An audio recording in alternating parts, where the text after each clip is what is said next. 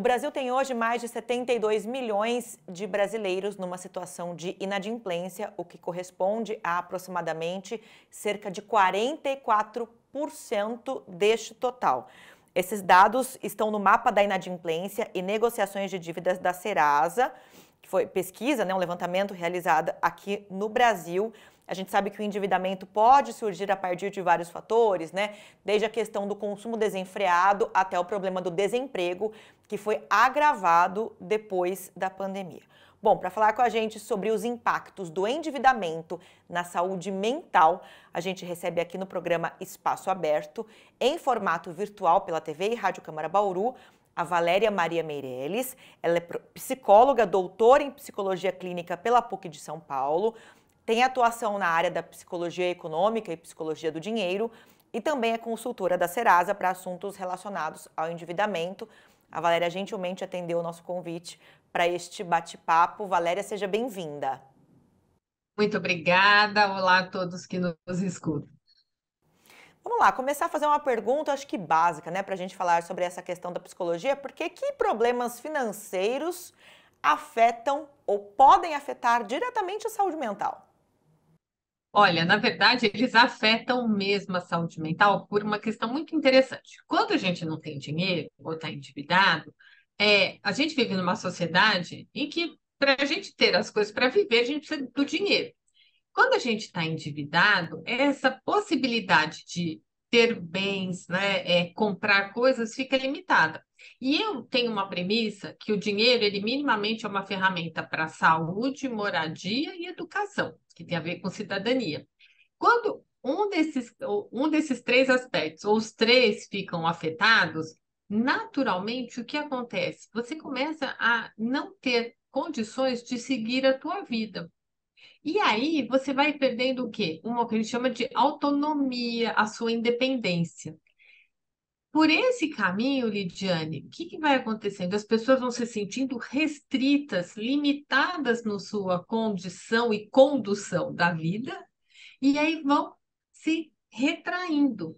Nesse sentido, sem a condição de poder existir, se relacionar, seja por desemprego, seja por um caso de doença, inúmeras, as causas, como você falou, são profundas, as pessoas vão entristecendo, vão tendo a sua condição de vida limitada, e isso vai gradualmente fazendo um quadro, que a gente, na maioria das vezes, acontece, de depressão. A maioria dos endividados, dos super endividados, sofrem de uma depressão, de um desânimo muito grande, que aí afeta diretamente a saúde mental, porque eles estão privados da sua autonomia diante da vida e das suas condições de se dar minimamente o básico.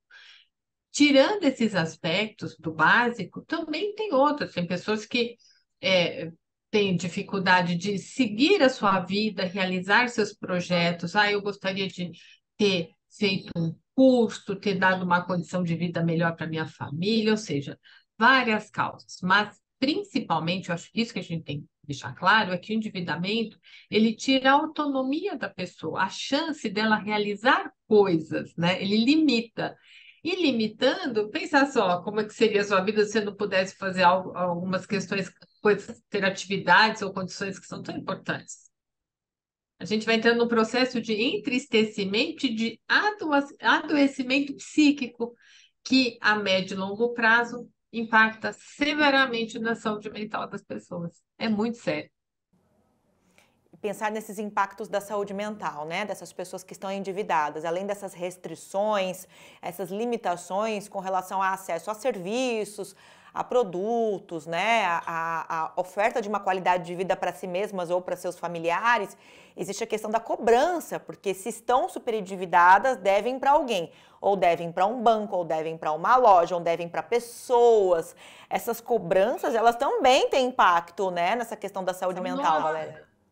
Tem impacto na saúde mental e vai repercutir, inclusive, se a pessoa está desempregada, piora a condição. Se ela está empregada, também no seu desempenho profissional, no seu cognitivo, porque a pessoa que está endividada, a pessoa de boa fé, que é a maioria delas, ela quer sair dessa dívida.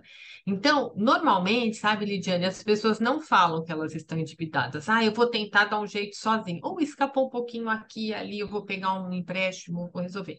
Só que aí ela começa a ficar pensando direto. Primeiro mês ela não conseguiu pagar, segundo. Sabe quando fica num círculo vicioso de tentar resolver? Aí impacta na parte cognitiva no seu trabalho. Nisso, ela não vai conseguindo resolver. Vai ficando mais retraída, como eu falei. Impacta na saúde mental, com a depressão. Além da depressão, a pessoa também vai ficando mais irritadiça. Então, tem a cobrança material dos outros, mas também tem a cobrança do entorno. Ah, fulano está mais irritado, está se fechando. Eu falo qualquer coisa, ele vai ficando bravo, ela vai ficando brava. Os amigos falam, puxa, eu te chamo para sair, você não vem mais. O que que acontece?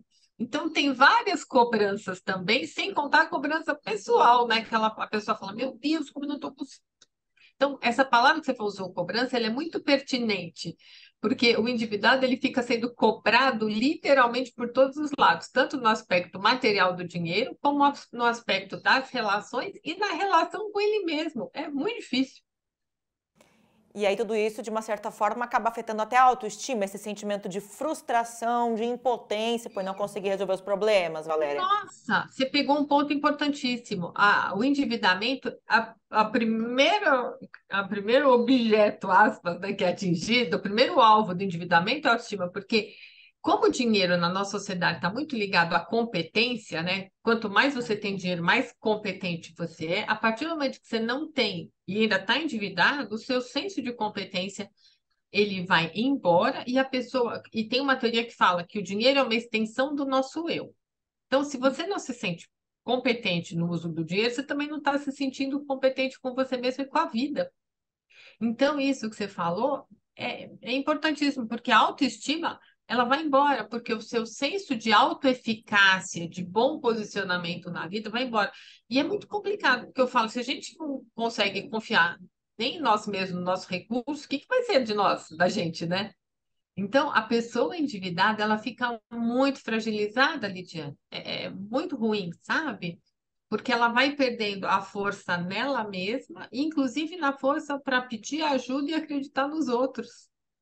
E a gente vive numa sociedade, né, em que os aspectos emocionais estão muito ligados à nossa relação com o dinheiro, né? Existe esse sentimento de merecimento. Então, eu vou comprar isso ou aquilo porque eu mereço, eu trabalho para isso, a gente ouve muita gente falando. Isso também acaba estando ligado ao consumo desenfreado, né, Valéria? Eu vejo que o consumo desenfreado ele vem porque nós temos ainda dificuldade em fazer um planejamento, um entendimento das nossas contas. A gente ainda nós ainda carecemos de educação financeira em todos os níveis da sociedade, né? E é uma questão que as pessoas esquecem, Lidiane, e que o uso do dinheiro, ele faz parte de uma tarefa adulta.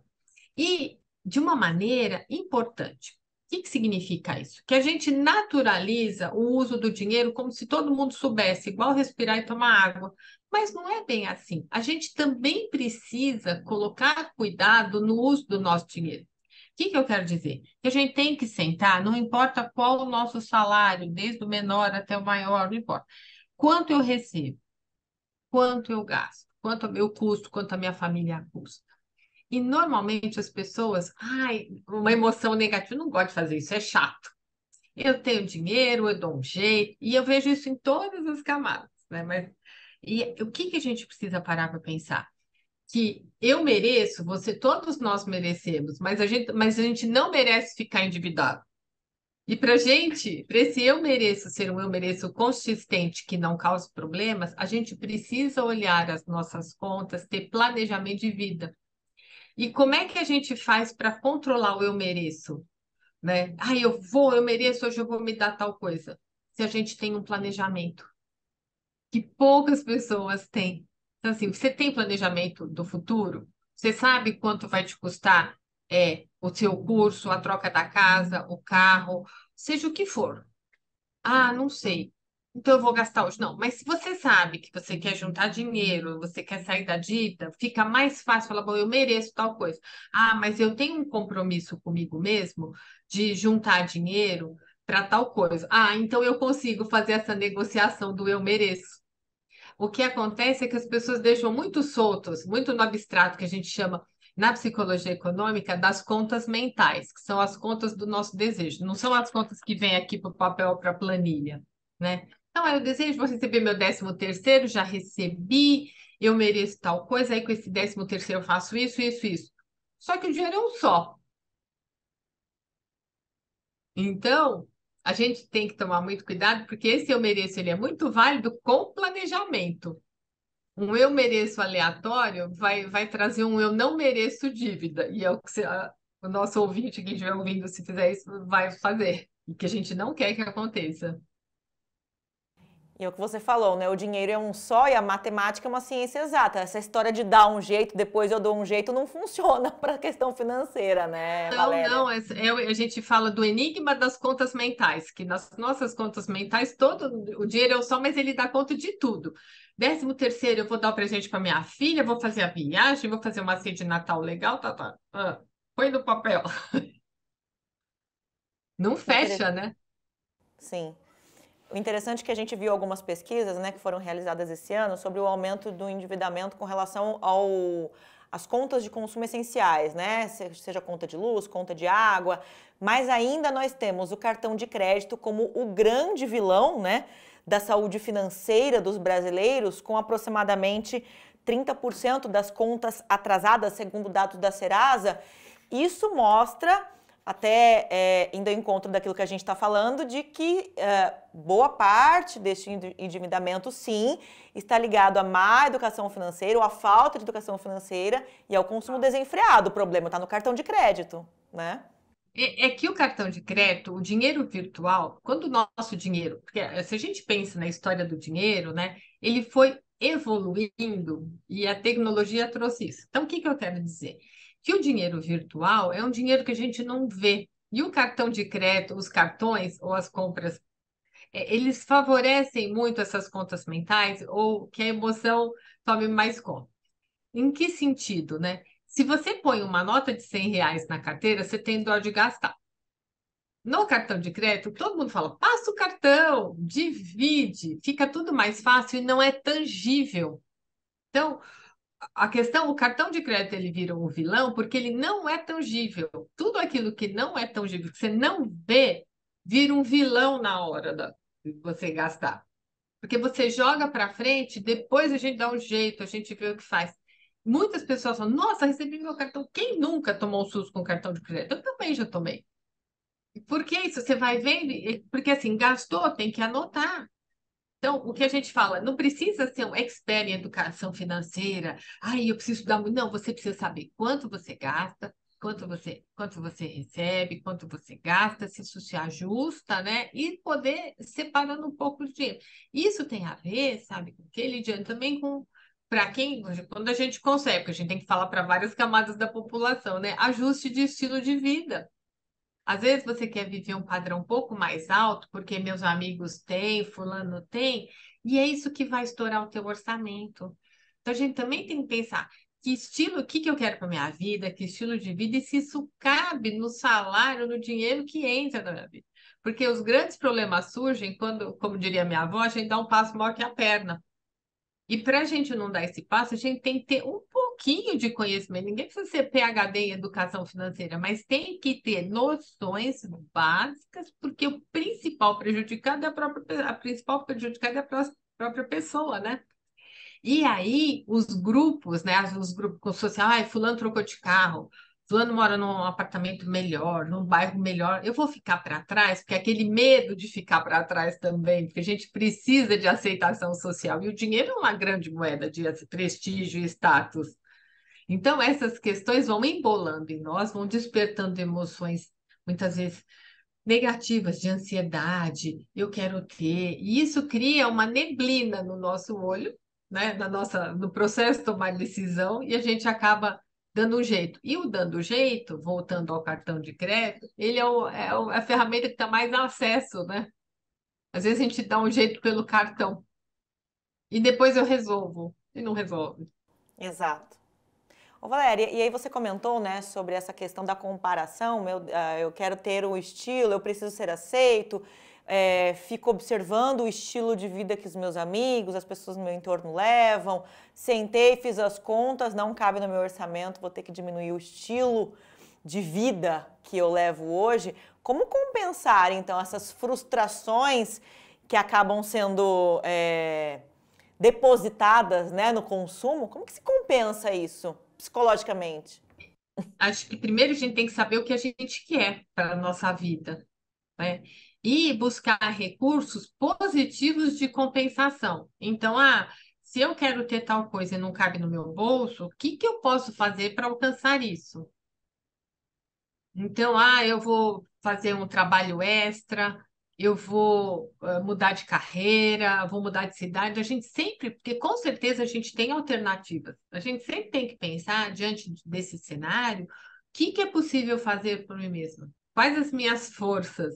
Se eu não estou satisfeito com a minha condição de vida, hoje eu gostaria de ser como meu amigo X, minha amiga Y, sem ser pelo endividamento, eu vou fazer essa dívida porque cabe no meu orçamento. Porque também a gente tem que pensar que tem dívida, existe a dívida boa, que é aquela feita com bastante planejamento, cautela, considerando os juros, né?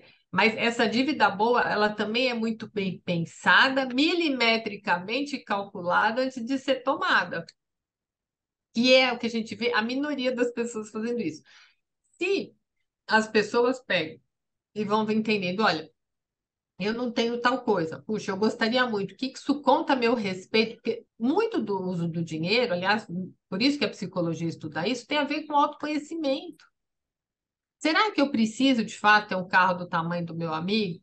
Eu lembro que uma vez um conhecido falou: a gente sabe o tamanho do bônus na empresa no fim do ano quando você chega na garagem lá do meu prédio, lá do estacionamento, e tem todo mundo com carro novo.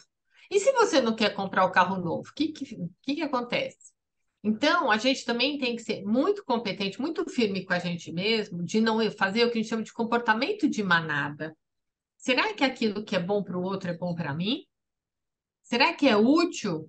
E o comportamento de manada, ele molda muitos dos comportamentos de consumo, na parte social. Todo mundo vai para tal lugar, eu vou. Todo mundo tem. Aí sabe aquela pergunta quando você chegar para tua mãe e falar, eu quero ir para a festa porque todo mundo vai. A tua mãe falar, você não é todo mundo? Né? Então, eu acho que a gente tem que pensar nisso e considerar que a melhor forma de compensar é ver o que que eu posso fazer por mim para, se não é ter aquilo que ele tem, mas o que que é bom para a minha vida. E muitas vezes a gente se perde. Bom, Valéria, então acho que uma dica para as pessoas, uma orientação, na verdade, para as pessoas que já estão nessa situação de endividamento ou superendividamento, né, o termo que você utilizou, como não deixar, né, enquanto essa situação não se resolve definitivamente, como não deixar que isso afete não só a sua saúde mental, mas as relações com as pessoas e familiares? Então, essa sua pergunta é ótima, porque o que as pessoas têm muita dificuldade, Lidiane, é de contar que elas estão endividadas, porque elas morrem de vergonha, porque falar que está endividado, super endividado, né? Porque o grande problema é o super endividamento, é tipo eu assim, estou assinando o atestado de incompetência. Mas minimamente essas pessoas têm que pedir ajuda, sabe? Um amigo mais próximo, alguém que ela confie muito, pedir ajuda, falar, me ajuda a ver como eu faço. E aos poucos, e com essa ajuda, tentando sair das dívidas. Existem vários órgãos que ajudam nas questões de endividamento, né, negociações e tudo mais. Eu faço parte da Serasa, como você mesmo falou, e tantos outros. Eu acho que o passo número um é pedir ajuda. Porque ninguém sai sozinho de um super endividamento, eu posso garantir. É um olhar de fora que ajuda a pensar, que te leva para tomar um café, tomar uma água e falar, vamos ver o que a gente faz. Porque senão a pessoa vai afundando nesse círculo vicioso. E aí, pedindo ajuda, ela vai ver para quem ela vai pedindo, com quem, e até vai se posicionando. Fala, gente, eu não estou conseguindo sair por um período, porque eu estou com umas dificuldades nas contas, mas daqui a um tempo eu volto. Porque, é assim, não é demérito. Ficou endividado, olha que incompetente. Não, a gente tem que entender também, com muita cautela, as causas do endividamento. Pode ter sido um desemprego, um imprevisto na casa, a gente não sabe, nós não estamos aqui para julgar, nós estamos aqui para entender e falar, olha, vamos ver o que isso aconteceu, como sair dessa situação e de preferência nunca mais voltar. Perfeito. Valéria Maria Meirelles, psicóloga, doutora em psicologia clínica pela PUC de São Paulo, com atuação na área de psicologia econômica, psicologia do dinheiro e também consultora da Serasa para assuntos relacionados ao endividamento. Valéria, muito obrigada mais uma vez por conversar, né, esclarecer pontos sobre esse assunto, que são os impactos na saúde mental das pessoas que estão com problemas de endividamento ou superendividamento. Mais uma vez, muito obrigada. Eu que agradeço a chance de poder contribuir e contribuir principalmente com os ouvintes, né? Que eles tenham uma vida próspera sem dívidas, é o que a gente deseja. Agradeço você também que nos ouviu, nos assistiu, nos acompanhou aqui pela TV e Rádio Câmara Bauru. E lembro que este conteúdo fica disponível para você acessar em qualquer momento pelo nosso canal no YouTube. Procure lá o TV Câmara Bauru. Até a próxima!